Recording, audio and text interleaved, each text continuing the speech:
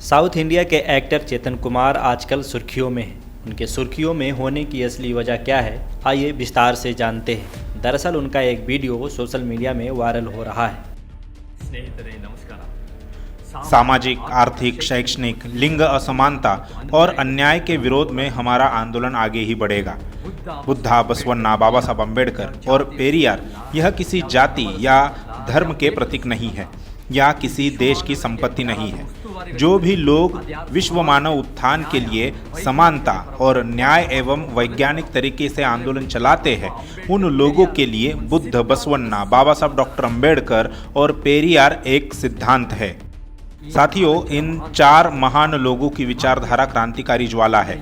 वर्तमान में अगर गैर बराबरी की व्यवस्था के विरोध में समाज में परिवर्तन चाहिए तो हमें इनकी विचारधारा से ही संभव है। लेकिन इनकी विचारधारा का हजारों सालों से ब्राह्मणवाद द्वारा कत्ल किया गया है। सोचिए, 2000 साल पहले बुद्ध ने अंधविश्वास और भगवान जैसे कल्पना के भावनाओं का विरोध करते हुए उन्हें नकारा। ब्राह्मणवाद के विरोध में बड़ी आवाज उठाने वाले बुद्ध को ही ब्राह्मणवादियों ने दशावतारों में से 9वां अवतार बना दिया।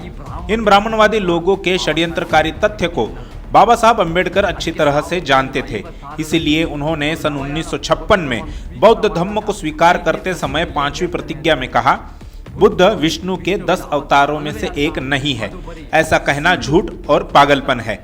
उसी तरह बसवन्ना और उनके अनुयायी अहिंसा का प्रतिपादन करके उसका पालन करते थे। उनके साथ ब्राह्मणवादी लोगों ने 12वीं सदी में किस तरह से हिंसा की थी, यह सब हमने सुना और पढ़ा है। वैसे ही बसवन्ना के साहित्य को और कुंडली मचन को ब्राह्मणवादी लोगों ने किस तरह जला दिया है, हम अच्छी तरह से जानते हैं। आज से 850 साल पहले ब्राह्मणवाद ने बसवन्ना और उनके अनुयायियों की विचारधारा और सिद्धांतों में मिलावट करके सिद्धांतों को समाप्त कर दिया।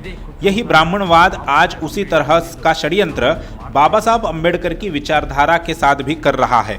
साथियों, हमें जागना है और इस विषय में हमें अधिक जोर देते हुए उसे रोकना चाहिए।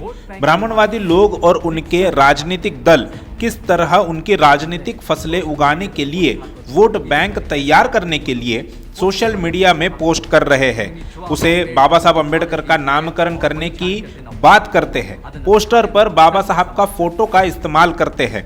हकीकत में उन्हें बाबा साहब पर गर्व है तो उन्हें पहले बाबा साहब अम्बेडकर की विचारधारा को पढ़ना चाहिए और उनकी विचारधारा पढ़कर समाज में कार्य रूप में लाया जाना चाहिए। यह मैं उन्हें कहना चाहता हूँ। साथियों, ऐसी बातें करने पर विवाद होना स्वाभाविक है। विवाद को देखकर डरना अथवा उदास नहीं होना चाहिए। समाज में परिवर्तन होना चाहिए तो चर्चा तथा वाद विवाद होना ही चाहिए। हम लोगों को खूब पढ़ना और जानना है। याद रखिए, हमारी तरफ कितने लोग हैं और उनके तरफ कितने लोग हैं, यह नंबर हमें महत्वपूर्ण नहीं है। सत्य किसकी तरफ है, किसकी तरफ न्याय है, किसकी तरफ ऐतिहासिक न्याय है, यह महत्वपूर्ण है। मैं दावे और गर्व से कहता हूं कि ऐतिहासिक न्याय हमारे साथ है।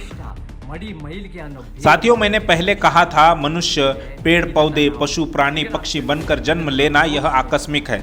लेकिन ब्राह्मणवाद ने हजारों सालों से पाप पुण्य, श्रेष्ठ कनिष्ठ, ऊंच नीच जैसे जहर का बीज बोया है। हमें इसे निकाल के फेंकना है।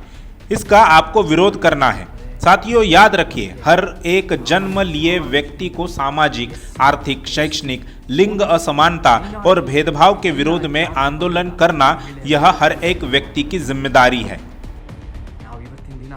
साथियों, हजारों सालों से ब्राह्मणवादियों ने SC, ST, OBC और माइनॉरिटी की महिलाओं पर किए हुए अत्याचार, बलात्कार हम जानते हैं। हर एक व्यक्ति को इसका विरोध करना है और साथ ही इसके विरोध में आंदोलन करना चाहिए। हम बुद्धा, बसवन्ना, पेरियार और बाबा साहब के सिद्धांत के माध्यम से ही परिवर्तन ला सकते हैं। याद रखिए, हम सबको एक होना चाहिए। हमें एक आकस्मिक अस्मिता को महत्व नहीं देना चाहिए। हमें एक करने वाले और जोड़ने वाले बुद्ध, बसवन्ना, पेरियार और बाबा साहब अम्बेडकर के सिद्धांतों को महत्व देना चाहिए। आखिर में क्रांतिकारी अक्का महादेवी के वचन कह के आपसे विदा लेता हूँ। चेतन कुमार के इस वीडियो से ब्राह्मणवादी लोगों में खलबली मची है। इसे लेकर ब्राह्मणवादी लोग चेतन कुमार पर गलत टिप्पणी कर रहे हैं। जब भी कोई ब्राह्मणवादी व्यवस्था के खिलाफ बोलता है तो असमानता को मानने वाले ब्राह्मणवादी लोग उन्हें ट्रोल करने लगते हैं। अभी के लिए इतना ही, मिलते हैं अगले वीडियो में, तब तक के लिए धन्यवाद।